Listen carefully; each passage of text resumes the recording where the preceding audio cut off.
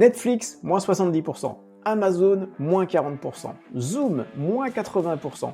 Ford, moins 50%. Ces chutes sont très impressionnantes, mais elles ne sont peut-être pas terminées. Certains pensent que c'est les soldes sur les marchés boursiers, d'autres ont peur que ça continue de baisser. Dans cette vidéo, je te propose qu'on fasse le point sur la situation actuelle et que je réponde à toutes tes questions sur les marchés baissiers en cours. Pourquoi la bourse est-elle en train de baisser? À quel moment va-t-elle remonter de façon durable? Et est-ce une bonne opportunité d'acheter maintenant ou vaut-il mieux attendre? Si tu veux savoir quoi faire sur tes investissements en bourse, poste ton billet, monte dans le train et c'est parti! Bienvenue sur Question Bourse.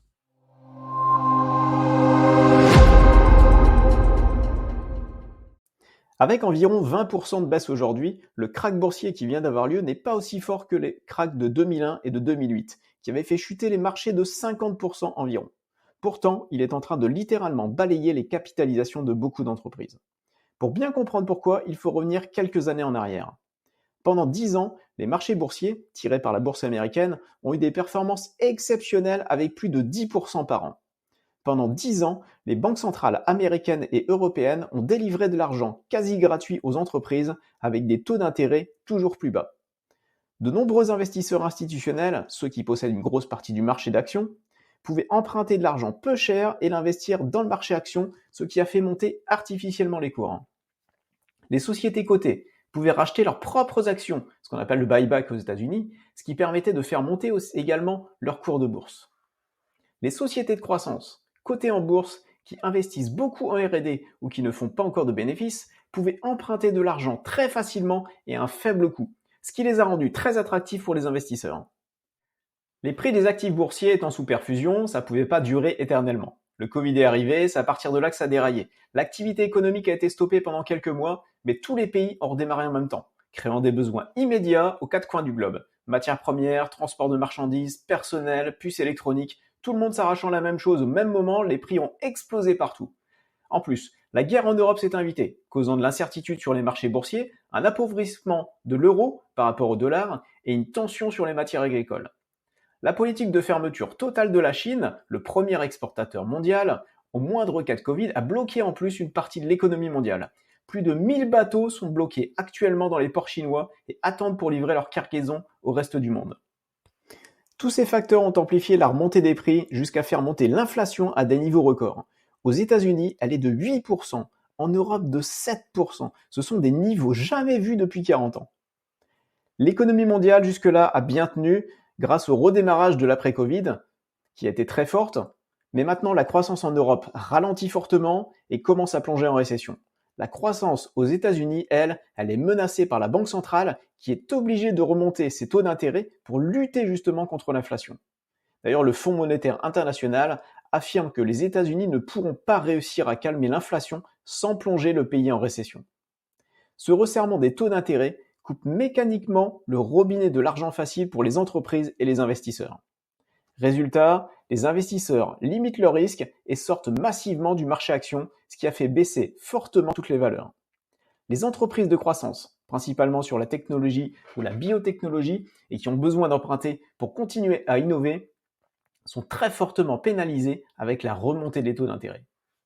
Mais est-ce que la bourse va continuer à baisser et à quel moment va-t-elle rebondir? C'est la question à plusieurs milliards de dollars à laquelle tous les investisseurs souhaitent avoir une réponse.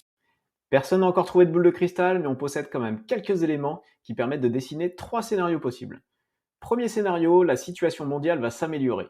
La Chine se déconfine, la guerre en Ukraine trouve une solution diplomatique et l'inflation amorce une descente, ce qui du coup mécaniquement va détendre les taux d'intérêt. Dans ce scénario, les investisseurs et les capitaux vont revenir massivement et la bourse va fortement rebondir. C'est le scénario le plus optimiste, mais malheureusement, il a peu de chances de se produire. Deuxième scénario, la situation continue à se dégrader lentement et les marchés vont continuer à baisser ou au mieux à stagner. Ça ne veut pas dire qu'il n'y aura pas de phase de hausse ou des valeurs qui ne vont pas performer, mais dans l'ensemble, la bourse continuera à baisser ou au mieux à stagner en faisant le yo-yo. Les résultats d'entreprise pourraient être très sévèrement pénalisés sur leur cours de bourse. Au vu de la situation actuelle, il est probable que ce scénario soit le bon jusqu'à mi-2023 minimum. Troisième scénario, si on regarde dans le passé comment se sont passées les crises, il est quasiment toujours arrivé une phase de capitulation. C'est le moment où la bourse a tellement baissé que tout le monde panique et vend tout ce qu'il a. Alors sur la crise actuelle, on n'a pas encore assisté à cet événement, ce qui n'est pas très rassurant pour la suite, car ça voudrait dire que l'on n'est pas encore au plus bas et qu'on a encore une ou plusieurs journées de très fortes chutes qui sont à attendre. Peut-être que ça n'arrivera pas, mais la probabilité est quand même assez élevée que ça se produise. Alors pour rappel, je suis ni conseiller en patrimoine, ni conseiller financier, j'ai pas non plus de boule de cristal pour les revenir, et je ne fais que partager ma vision de la situation d'aujourd'hui et comment je gère personnellement mes investissements. Et justement, à titre personnel, au vu des éléments macroéconomiques et géopolitiques que je viens de t'exposer, je pense qu'il y a de bonnes chances que cette phase de capitulation avec une grosse chute boursière arrive. Quand? On ne sait pas exactement.